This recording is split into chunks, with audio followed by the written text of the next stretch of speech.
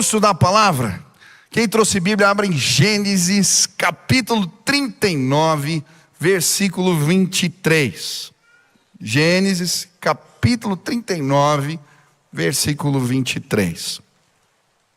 Diz assim a palavra do Senhor: porque o Senhor estava com José e lhe concedia bom êxito em tudo o que realizava. Vamos ler juntos? Porque o Senhor estava com José e lhe concedia bom êxito em tudo o que realizava. Algumas semanas começamos a estudar a respeito da bênção de Deus. A Bíblia vai nos mostrar que José era abençoado por Deus.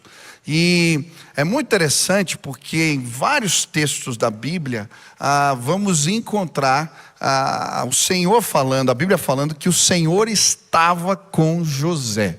Mesmo quando ele é vendido como escravo e está morando na casa de Potifar, a Bíblia fala que a bênção do Senhor era com José. E por causa da presença dele na casa de Potifar, as suas terras, a sua família foi abençoada. A Bíblia também fala que a bênção do Senhor repousava sobre José mesmo no cárcere. Quando ele é preso injustamente, o Senhor estava com José e por isso o carcereiro, as pessoas que estavam no cárcere foram abençoadas através da vida dele. Depois, quando José assume uma posição de governo, a Bíblia diz que a terra do Egito foi abençoada porque o Senhor estava com José. E eu creio, e a minha oração é que você seja abençoado, que a bênção de Deus repouse sobre você. Quantos desejam isso? Que a bênção de Deus, a presença do Senhor esteja com você em tudo que você faz. Eu creio que isso é possível. Mas como que isso se manifesta na nossa vida? Como que a gente carrega a presença do Senhor, a bênção do Senhor com a gente? Em algumas semanas temos estudado alguns testes de fé que José passou e que trouxeram bênção de Deus para a sua vida. Primeiro eu falei do teste dos sonhos interrompidos. E eu falei como que o Senhor o visitava em sonhos, o projeto de Deus, o propósito de Deus para a vida de José, e como ele foi testado a desistir dos seus sonhos, e ele perseverou por fé. Depois nós estudamos sobre o cálice do ressentimento. Como é que foi o processo de Deus, as suas indagações, no processo de liberar perdão para os seus irmãos. E hoje eu quero falar de mais um teste que José passou e que trouxe bênção sobre a vida dele, sobre a sua casa, que foi o teste da integridade. Se você está com a Bíblia aberta aí, Gênesis 39, versículo 6. Fala assim: José era um belo tipo de homem simpático. Algum tempo depois, a mulher do seu dono começou a cobiçar José. Um dia ela disse: venha, vamos para a cama. Ele recusou, dizendo assim: escute, o meu dono não precisa se preocupar com nada nesta casa, pois eu estou aqui.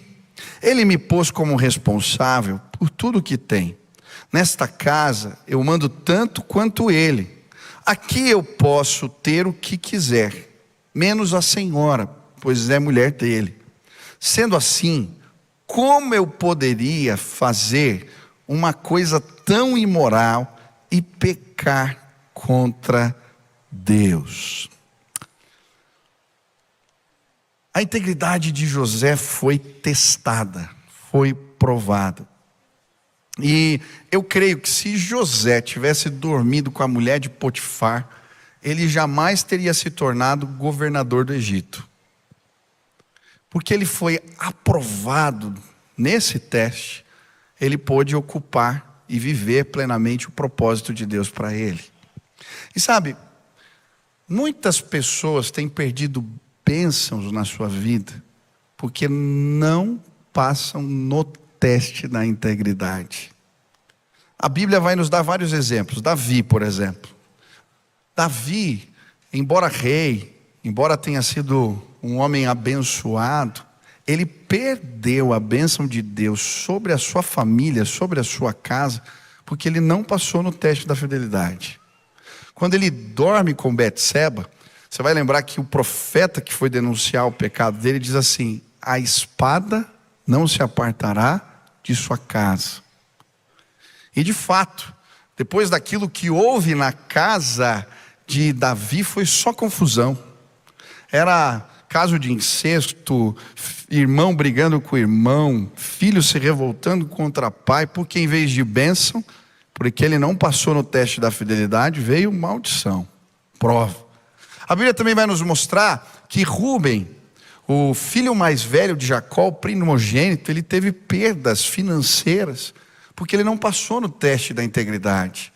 Ele era o primogênito, na partilha dos bens, o primogênito recebia o dobro. Mas como ele dormiu com uma das mulheres de Jacó, ele perde a bênção. Ele não recebe a bênção do primogênito, tanto financeira como espiritual. A Bíblia vai falar, por exemplo, de Sansão. Sansão tinha uma força descomunal, que era uma graça dada por Deus, para que ele pudesse cumprir os propósitos do Senhor. Mas Sansão usou mal isso. E porque ele não passa no teste da integridade, chega uma hora que Deus vai lá e tira a força, a graça concedida. Sabe, por vezes nós perdemos os recursos espirituais, poder de Deus para fazer a sua obra, recursos da graça dele, porque não passamos no teste da integridade. Quem quer a bênção de Deus sobre o seu, sobre a sua casa, sobre o que faz? Levanta a mão. Você tem que ser aprovado no teste da integridade. Mas como é que isso funciona? Como é que José protegeu a sua integridade? Nesse texto, eu observei 3 ações de José que o ajudaram a proteger, a guardar a sua integridade. Ele recusou, ele evitou e ele correu. Você pode repetir comigo? Recusou, evitou e correu. E hoje eu quero te ensinar a fazer isso. Recusar dizer não. E às vezes dizer não é difícil.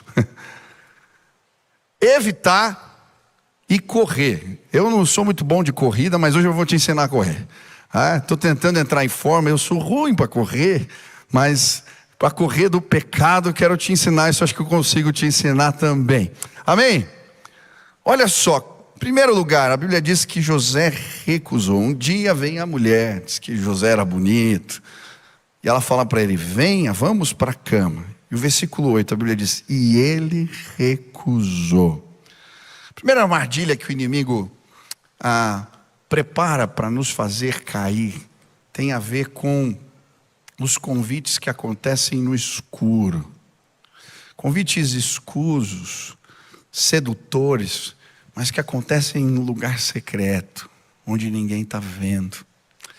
Sabe, aquela mulher, de certa maneira, provou José neste lugar. E a primeira pergunta que temos que responder, se queremos viver em integridade, é: o que fazemos quando ninguém está olhando? O que você faz diante dos convites sedutores que te testam secretamente? Eu lembro que alguns anos atrás eu li um livro do Charles Swindoll que falava exatamente sobre esse tema. O que você faz quando ninguém está vendo? E ele contava a história de alguém que acabou assim riscando um Porsche, né, com um carro, passou e bateu num Porsche caríssimo. E estava tarde da noite, ele para o carro e ele fica olhando se alguém está observando. E aí o que ele faz? Ele vê que tem gente olhando, ele vai lá, faz o bilhete, coloca em cima do para-brisa. Só que é um telefone qualquer, com um nome qualquer. Sabe, muitas vezes não passamos no teste da integridade, porque o que importa para nós é o que os outros estão vendo. A gente confunde reputação com integridade. Para mim, Jesus, ele dá uma aula sobre integridade em Mateus capítulo 6. Porque aí quando ele fala sobre as nossas boas obras, ele fala: olha, aquele que faz boas obras para ser visto, ele já recebeu a recompensa que estava procurando. Quando vocês fizerem boas obras, façam no secreto, para que o Pai que vê vocês no secreto os abençoe. Repete assim comigo: existe uma bênção no secreto. Sabe o que Deus mais valoriza? É aquilo que a gente faz e que ninguém está vendo. E é interessante porque Jesus fala: quando vocês orarem, não orem para todo mundo ver. Orem no secreto do quarto, porque o Deus que vê no secreto os abençoará. Quando você ajudar porque a mão direita faz, a esquerda não precisa ficar sabendo, porque Deus vê no secreto. Quando fizer jejum, não é para ficar com cara de abatido, porque o Deus que abençoa é o Deus que vê no secreto. Às vezes a gente está querendo os aplausos, o reconhecimento. E tem gente que faz a obra de Deus e se perde nisso. Até fazendo a obra de Deus, a gente se perde nisso. Eu estou mais preocupado com o que vão falar do que eu disse, do que o resultado que vai gerar na vida do outro. Não sei se está me entendendo. Por vezes a gente faz até mesmo piedade, coisa boa, só que do jeito errado. Quem quer ser abençoado aqui? Existe bênção no secreto. José, ele foi aprovado por Deus nesse lugar. E eu acho interessante o que ele diz. Quando a mulher faz o convite, ele fala assim: como eu ousaria pecar contra o Senhor? Às vezes a gente dá mais importância para o que os outros pensam e falam do que para Deus. Você tem mais medo do outro do que do Senhor Todo-Poderoso. Eu quero ser encontrado fiel aos olhos de Deus. Quantos desejam isso? É nesse lugar que reside a bênção do Senhor. Jesus, em Mateus 23, quando vai exortar os líderes religiosos do seu tempo, os fariseus, ele usa uma ilustração muito interessante. Jesus fala assim: vocês são sepulcros caiados. E o que era isso? Nos tempos antigos, quando o povo ia fazer as procissões, muitos viajavam para Jerusalém nos tempos das festas para adorar a Deus. E no caminho, eles passavam por lugares que tinham sepulcros. Só que se alguém pisasse no sepulcro, ele se tornava impuro e não podia participar da festa. Então o que eles faziam? Eles pegavam cal e passavam nos túmulos. Por quê? Batia a luz e aquilo brilhava, era um sinal para as pessoas não pisarem. E aí Jesus vai falar assim: olha, vocês são sepulcros caiados, por fora está brilhando, está bonito, mas por dentro está cheio de imundícia. Sabe, tem tanta gente que esconde realidades sujas. Para os outros está lindo, mas aos olhos do Senhor não pode receber bênção. Eu não vim falar do que os outros falam de você. Eu queria que, em nome de Jesus, você pudesse receber bênçãos, porque você se encontra aprovado no secreto. José, para mim, é um retrato de uma alma fiel no anonimato. Ele foi fiel. E por isso o Senhor o abençoou. Sabe o que a gente faz muitas vezes na vida? A gente pega umas rachaduras, algumas falhas de caráter, e a gente enche de cera, assim.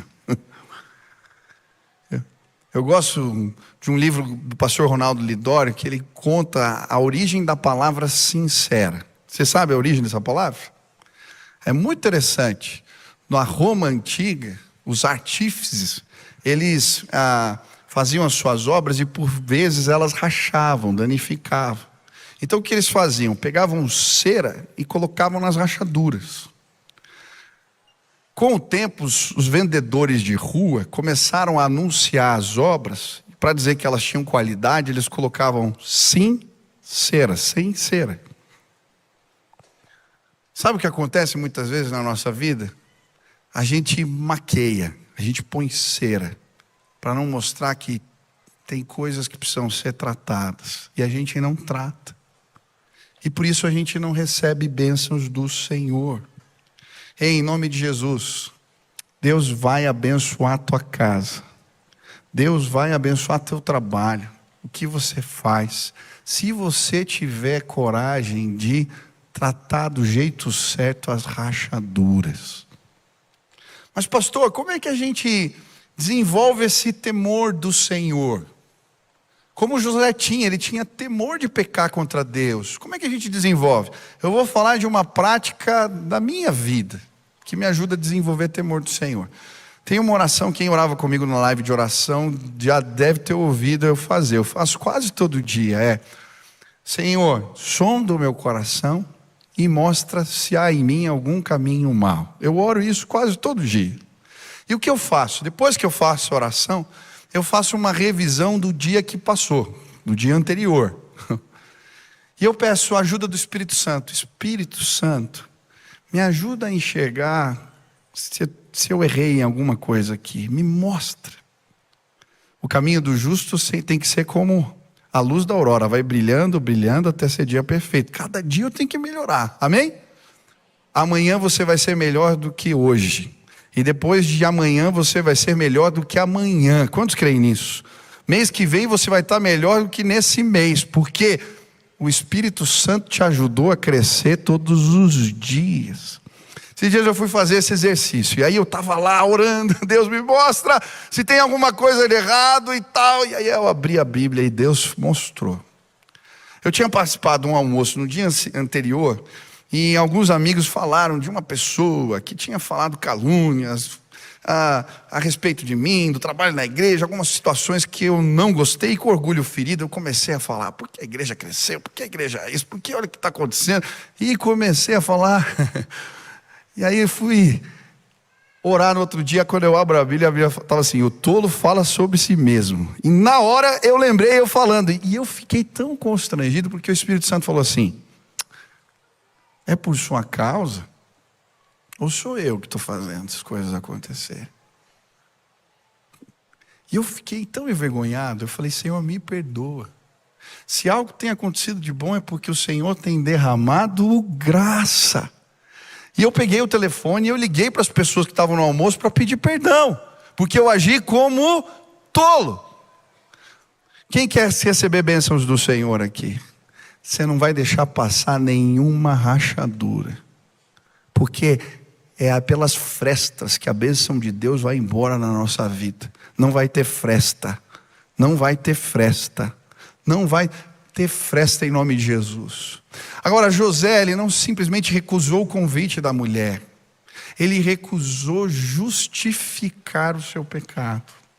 Toda vez que uma tentação entra em curso na nossa vida, uma batalha na mente se instala. E o inimigo muitas vezes vai fazer a gente justificar o pecado. Olha só o exemplo de Eva. Quando ela cai, o inimigo contra uma meia-verdade. Coloca uma justificativa que a engana. E dentro da nossa mente, a gente por vezes começa a justificar. Eu lembro uma situação que aconteceu comigo, eu era moleque assim, na escola. E eu estava fazendo uma prova. E chegou uma questão que eu não lembrava da resposta. E eu estava ali sofrendo. E eu tinha um amigo, muito amigo meu, sentava na carteira do lado. Ele viu o meu sofrimento e de repente caiu um papelzinho do céu na minha carteira. Oh, glórias! Eu lembro que eu abri aquele papel e estava a resposta lá. Só que eu já tinha me convertido, já tinha o temor do Senhor no meu coração. E eu lembro que começou uma batalha na minha mente. Sabe qual que era a justificativa que eu comecei a namorar? Ele tirou a minha possibilidade de lembrar. Eu podia lembrar. E agora? E eu entrei num conflito. Mas na mesma hora, graças a Deus, veio assim no meu coração. Você vai perder a minha bênção por causa de uma questão de uma prova de geografia. E eu consegui, naquele dia eu consegui entregar a prova sem colocar a resposta colada. Mas não sei se você está me entendendo. Sabe como é que funciona e por que a gente cai? Esses dias eu levei um tombo. Porque eu fui lá, estava molhado para a escada e eu não me cuidei, mas me arrebentei. Sabe como que a gente cai? Quando a gente fica namorando, justificativas. Você fala assim, a minha esposa não está me tratando bem.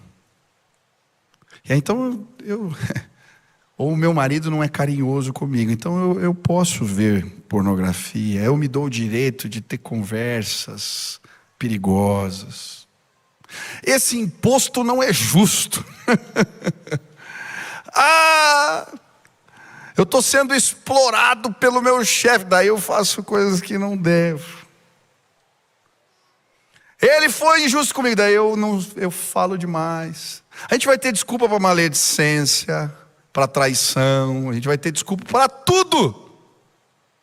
Sabe o que me impressiona em José? Ele recusou a ser uma vítima. Ele tinha todos os motivos. Ele foi vendido como escravo pelos seus irmãos. Seu pai não foi atrás dele. Não era justo ele estar naquela casa. Ele não tinha dívidas para ser um escravo de Potifar. Não era justo aquela situação. O que aquela mulher estava fazendo não era justo também. Ela estava ameaçando, mas mesmo assim, ele recusa se justificar. Olhe para mim aqui. Não tem justificativa para o teu pecado. Não tem justificativa para o meu pecado. Nós não somos vítimas de nada. José não foi uma vítima, por isso ele ocupou um lugar de governo. Sabe por que você não governa? Porque muitas vezes você tem se tornado uma vítima do passado, dos machucados, das histórias difíceis. Hoje Deus te trouxe aqui porque Ele está dizendo para você: eu quero te abençoar, sai deste lugar. Eu tenho bênçãos para você. Quantos concordam com isso? José, ele não recusou apenas as justificativas, ele recusou minimizar o pecado. Quando a mulher fala com ele, faz o convite, a resposta dele é curta, mas ela é didática. Ele diz: como eu poderia fazer algo tão perverso? Olha só que profundo isso. Muitas vezes quando os convites ilícitos chegam para nós, ou quando nós escorregamos, caímos, falhamos, nós minimizamos o pecado, ou o que ele representa. É uma coisa da idade. Ele era jovem, os hormônios estavam à flor da pele, todo mundo faria uma coisa dessa. A gente minimiza. José, ele pega e fala: isso é perverso. Quem quer vencer a luta contra o pecado? O pecado é perverso. Dê nome. Não é uma relação amorosa que você está tendo fora do casamento. Dê nome, é adultério. É pecado, é perverso. Eu não estou. Não é o governo que é injusto. Você está sonegando. Eu sou um sonegador. Eu roubo a Deus. Quando a gente começa a confrontar o pecado com a verdade, e a verdade às vezes ela é dura, mas ela nos liberta.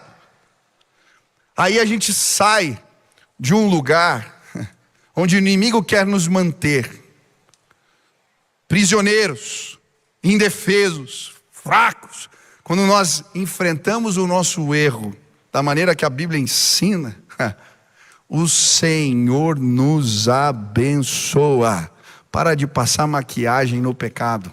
Ele não é bonito e não dá para minimizar ele. Ele vai te fazer mal e vai roubar bênçãos do Senhor sobre a sua casa e sobre os seus. Deus quer te abençoar. Amém?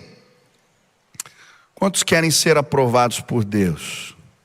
Quero que você faça um exercício agora, em nome de Deus. Feche seus olhos. Existe algo escondido na tua vida que os outros não podem ver? Existem pecados que você tem passado maquiagem, mas você precisa enfrentá-los. Existem situações onde você tem justificado erros, usando os machucados que a vida lhe propôs. Hoje eu queria que você tomasse mãos da verdade que liberta. E você vai passar do teste da integridade.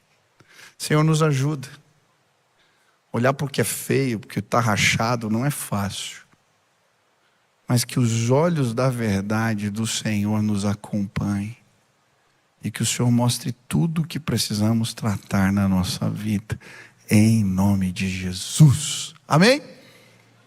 Segunda lição. Eu estou falando demais aqui. Ele recusou.